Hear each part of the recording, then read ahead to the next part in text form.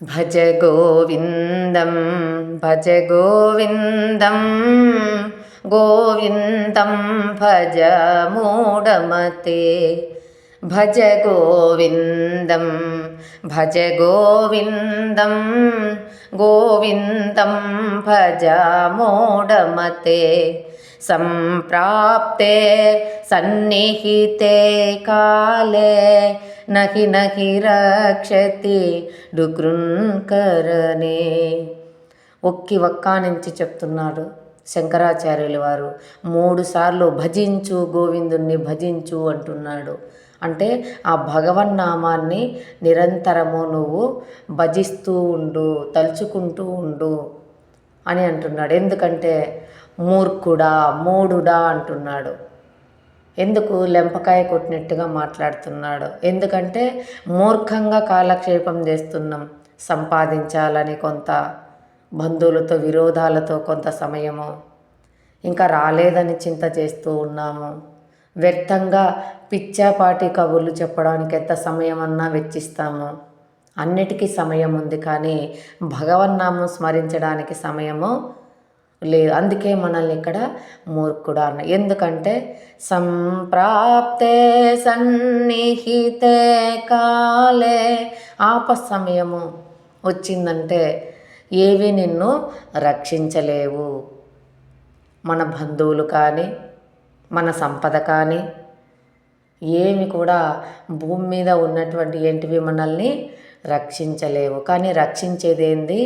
మనము గోవిందుణ్ణి భజించడం. అంటే గోవు అంటే శరీరము, శరీరాన్ని పరిపాలిస్తున్నది మన ఆత్మరూపంలో ఉన్న భగవంతుడే. కాబట్టి ఈ భగవంతుడు రాముడు, కృష్ణుడు, ఈశ్వరుడు, ఇలా అమ్మవారు, వీళ్ళను భజించడం వల్ల, వీళ్ళను చేయటం ద్వారా ఏమర్థమవుతుంది మనకి? ఆ విధంగా రామాయణంలో విన్నట్టయితే సీతాదేవిని అరణ్యవాసం తీసుకెళ్ళినా కూడా ఈ విధంగా ధర్మంగా ఉన్నాడు, సత్యవంతుడు, ఏకపత్ని వ్రతుడు, ఒకటే మాట ఒకటే బాణము, ఇలా భజిస్తూ భజిస్తూ భజిస్తూ ఉండడం వల్ల మనలో కూడా నేను కూడా ఇలాగే ధర్మంగా ఉండాలి అనేటువంటి కోరికలు పుట్టడానికి కారణము ఈ భజనే. కృష్ణుడు కూడా అందరితోనూ శత్రువైనా సరే ఆ గాంధారి శాపం పెడితే నవ్వుతూ స్వీకరించాడు. జరిగేదే కదా నువ్వు చెప్పావు, అనవసరంగా ఇది అన్నావు, ఏదన్నా కోరుకొని అంటే వరం ఇచ్చింది కదా అన్నాడు. అట్లా ఎప్పుడూ కూడా నవ్వుతూనే ఉన్నాడు, మధ్యవర్తిగా ఉంటూ. రాజ్యంలో అధికారం లేకోకుండా, ఇక్కడ నాకెందుకులే అనుకొని ఊరకుండుకోకుండా మధ్యవర్తిలా ఉండు ఆ కార్యమంతా నడిపించాడు. అట్లా ఆ విధంగా మనం భగవన్నామాన్ని కీర్తించడం ద్వారా మనలో ఒక పాజిటివ్ ఎనర్జీ వస్తుంది, ఎంతో హ్యాపీగా ఉంటుంది. మన మనసు అంతా మనలోనే ఉంటుంది, ఆందోళన అనేది తగ్గుతుంది. హిందోల రాగం, ఆందోళన తగ్గేది హిందోల రాగం.